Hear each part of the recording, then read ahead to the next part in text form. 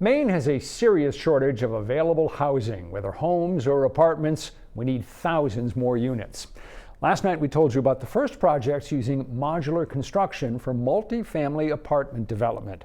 207's Don Kerrigan wanted to see how they're actually made, so he and photojournalist Derek Thayer headed to the factory. Can a house that's outside actually get built inside? Indeed it can. Welcome to KBS in South Paris, Maine's largest builder of modular homes. Here, stacks of 2x6s and 2x10s and sheets of plywood become homes and apartment buildings in an amazingly short time. The product you're making now, is it a higher quality than this company was doing 10, 15 years ago? Oh, absolutely, leaps and bounds. Thatcher Butcher grew up in Maine, but was a general contractor out of state before coming to KBS 3 years ago as president. 10, 15 years ago, a site-built product would have been a slightly higher quality than a modular product. Now the product that we're building far exceeds the quality of something that you would get on site.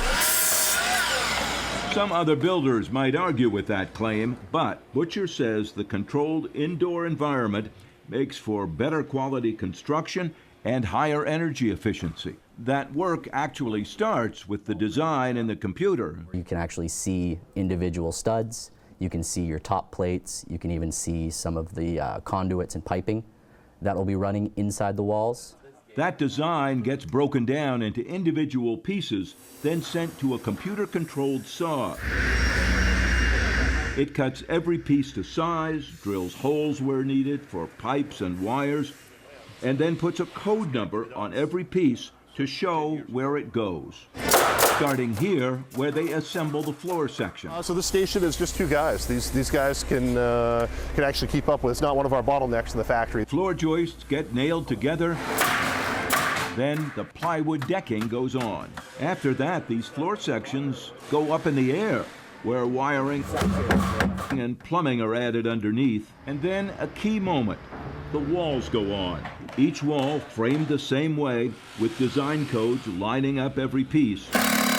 Walls are placed on the floor sections, and suddenly a building module takes shape. They're stick framing the exterior walls with dimensional lumber, same grade, size, species of lumber that you might be framing on site. Pete Morrison makes sure of that.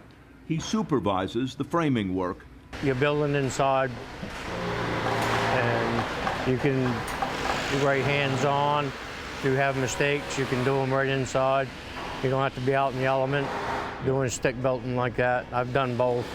I'd rather be inside doing it. Then it's on to the assembly line, where the unit will get wiring and plumbing, and then insulation, sheetrock on the inside walls, cabinets, interior wall primer and trim.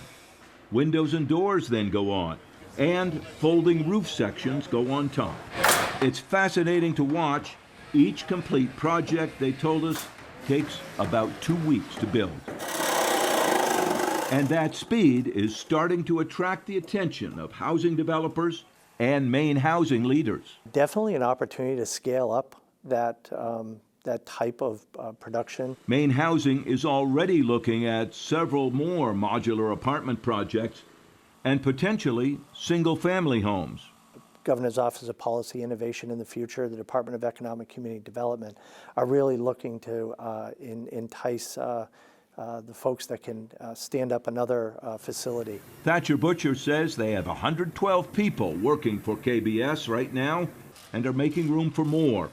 The company has bought another building a few miles away to set up a second construction facility, hoping demand will grow.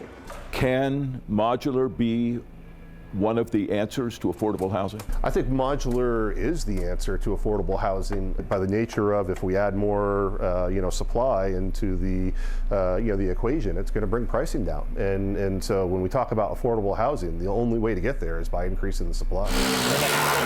With Maine needing as many as 80,000 more houses and apartments to meet the demand, they expect plenty of work to keep this line moving.